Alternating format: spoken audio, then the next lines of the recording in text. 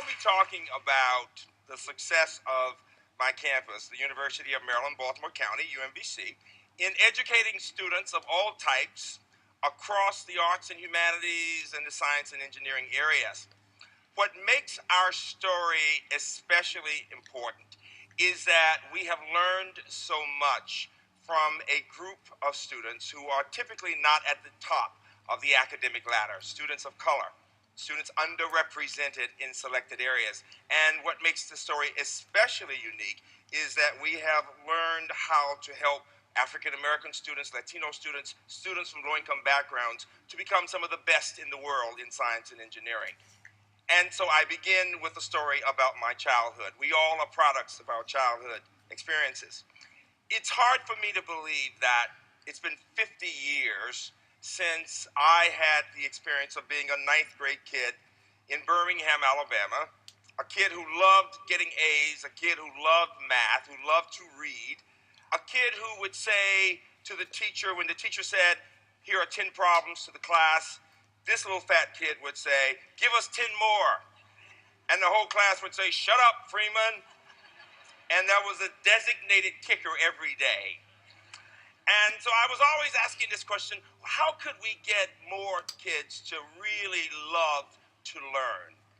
And amazingly, one week in church, when I really didn't want to be there and I was in the back of the room being placated by doing math problems, I heard this man say this: if we can get the children to participate in this peaceful demonstration here in Birmingham, we can show America that even children know the difference between right and wrong, and that children really do want to get the best possible education. And I looked up and said, "Who is that man?" And they said his name was Dr. Martin Luther King. And I said to my parents, "I've got to go. I want to go. I want to be a part of this." And they said, "Absolutely not." And we had a rough go of it. And at that time, quite frankly, you really did not talk back to your parents. And somehow I said, "You know, you guys are hypocrites. You make me go to this. You make me listen. The man wants me to go, and now you say no." And they thought about it all night. And they came into my room the next morning. They had not slept. They had been literally crying and praying and thinking, will we let our 12-year-old participate in this march and probably have to go to jail? And they decided to do it. And when they came in to tell me, I was at first elated, and then all of a sudden I began thinking about the dogs and the fire hoses, and I got really scared. I really did. And one of the points I make to people all the time is that sometimes when people do things that are courageous, it doesn't really mean that they're that courageous. It simply means that they believe it's important to do it. I wanted a better education. I did not want to have hand-me-down books. I wanted to know that the school I attended not only had good teachers, but the resources we needed. And as a result of that experience, in the middle of the week while I was there in jail, Dr. King came and said with our parents, "What you children do this day will have an impact on children who have not been born." I recently realized that 2/3 of Americans today had not been born at the time of 1963. And so for them, when they hear about the Children's Crusade in Birmingham, in many ways, if they see it on TV, it's like our looking at the 1863 Lincoln movie. It's history. And the real question is, what lessons did we learn? Well, amazingly, the most important for me was this: that children can be empowered to take ownership of their education. They can be taught to be passionate about wanting to learn and to love the idea of asking questions. And so it is especially significant that the university I now lead, the University of Maryland, Baltimore County, UMBC, was founded the very year I went to jail with Dr. King in 1963. And what made that institutional founding especially important is that Maryland is the South, as you know, and quite frankly, it was the first university in our state founded at a time when students of all races could go there. And so we had black and white students and others who began to attend. And it has been for 50 years an experiment. The experiment is this: is it possible to have institutions in our country, universities, where people from all backgrounds can come and learn to work together and learn to become leaders and to support each other in that experience? Now, what is especially important about that experience for me is this. We found that we could do a lot in the arts and humanities and social sciences. And so we began to work on that years in the 60s, and we produced a number of people in law, all the way to the humanities. We produced great artists. Beckett is our muse. A lot of students who get into theater. It's great work. The problem that we faced was the same problem America continues to face, that students in the sciences and engineering, black students, were not succeeding. But when I looked at the data, what I found was that, quite frankly, students in general, large numbers, were not making it. And as a result of that, we decided to do something that would help, first of all, the group at the bottom, African American students, and then Hispanic students. And Robert and Jane Meyerhoff, philanthropists, said, we'd like to help. Robert Meyerhoff said, why is it that everything I see on TV about black boys, if it's not about basketball, is not positive? I'd like to make a difference, to do something that's positive. We married those ideas and we created this Meyerhoff Scholars Program. And what is significant about the program is that we learned a number of things. And the question is this: how is it that now we lead the country in producing African Americans who go on to complete PhDs in science and engineering and MD PhDs? That's a big deal. Give me a hand for that. That's a big deal. It's a big deal. It really is. You see, most people don't realize that it's not just minorities who don't do well in science and engineering. Quite frankly, you're talking about Americans. If you don't know it, while 20% of blacks and Hispanics who begin with a major in science and engineering will actually graduate in science and engineering, only 32% of whites who begin with majors in those areas actually succeed and graduate in those areas, and only 42% of Asian Americans. And so the real question is, what is the challenge? Well, a part of it, of course, is K through 12. We need to strengthen K through 12.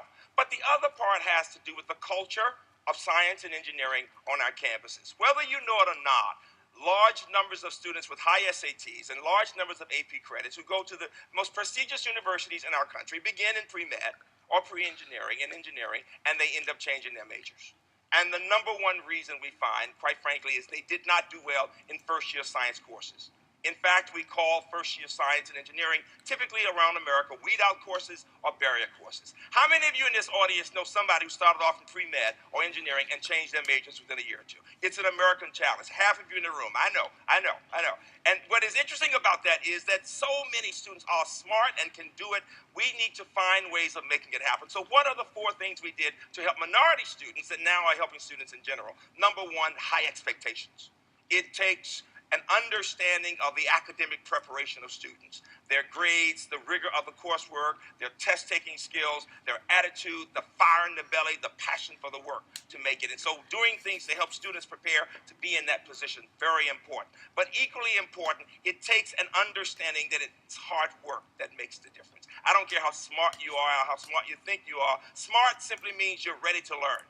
You're excited about learning, and you want to ask good questions. You know, Robbie, a Nobel laureate, said that when he was growing up in New York, all of his friends' parents would ask them, what did you learn in school at the end of the day? And he said, in contrast, his Jewish mother would say, Izzy, did you ask a good question today?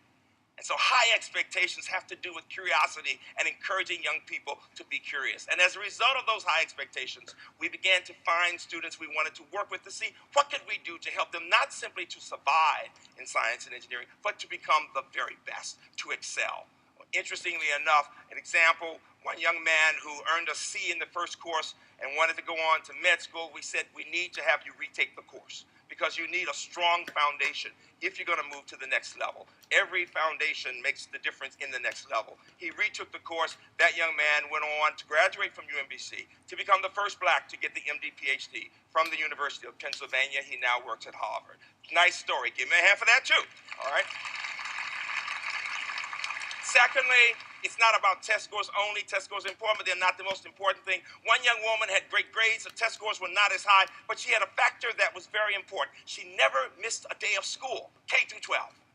So that was fire in that belly. That young woman went on, and she is today with an MD PhD from Hopkins. She's on the faculty in tenure track in psychiatry, PhD in neuroscience. She and her advisor have a patent on a second use of Viagra for diabetes patients. Big hand for her. Big hand for her. And so high expectations, very important. Secondly, the idea of building community among the students. You all know that so often in science and engineering, we tend to think cutthroat. Students are not taught to work in groups, and that's what we've worked to do with that group, to get them to understand each other, to build trust among them, to support each other, to learn how to ask good questions, but also to learn how to explain concepts with clarity. As you know, it's one thing to earn an A yourself. It's another thing to help someone else do well. And so to feel that sense of responsibility makes all the difference in the world. So building community among those students, very important.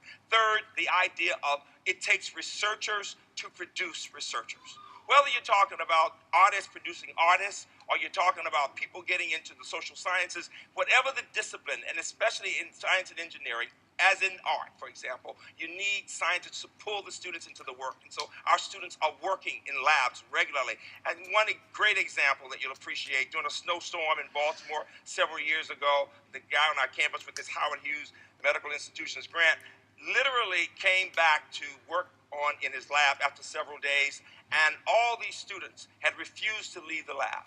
They had food, they had packed out, they were in the lab working, and they saw the work not as schoolwork, but as their lives. They knew they were working on an AIDS research. They were looking at this amazing protein design, and what was interesting was each one of them focused on that work, and he said, it doesn't get any better than that. And then finally, if you've got the community, you've got the high expectations, and you've got researchers producing researchers, you have to have people who are willing as faculty to get involved with those students, even in the classroom. I'll never forget a faculty member calling the staff and saying, got this young man in class, young black guy, and it seems like he's just not excited about the work, he's not taking notes, we need to talk to him. What was significant was that the faculty member was observing every student to understand who was really involved and who was not, and was saying, let me see how I can work with them, let me get staff to help me out. It was that connecting. That young man today is actually a faculty member, MD, PhD in neuroengineering at Duke. Give him a big hand for that. And so the significance is that we have now developed this model that is helping us not only finally with evaluation, assessing what works, and what we learned was that we needed to think about redesigning courses. And so we've redesigned chemistry, we've redesigned physics, but now we are looking at redesigning humanities and social sciences because so many students are bored in class. Do you know that many students, K through 12 and in universities, don't want to just sit there and listen to somebody talk. They need to be engaged. And so we have done, if you look on our website at the Chemistry Discovery Center, you'll see people coming from all over the country to look at how we are redesigning courses, having an emphasis on collaboration, use of technology, using problems out of our biotech companies on our campus, and not giving students the theories, but having them struggle with those theories. And it's working so well that throughout our system of University System of Maryland, more and more courses being redesigned, called academic innovation. And what does all of that mean? It means that now, not just in science and engineering, we now have programs in the arts, in the humanities, in the social sciences, in teacher education, even particularly for women in IT. If you don't know it, there's been a 79% decline in the number of women majoring in computer science just since 2000.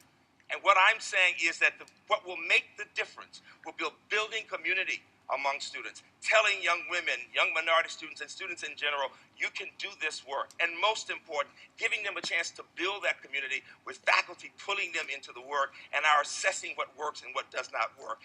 Most important, if a student has a sense of self, it is amazing how the dreams and the values can make all the difference in the world. When I was a 12-year-old child in the jail in Birmingham, I kept thinking, I wonder what my future could be.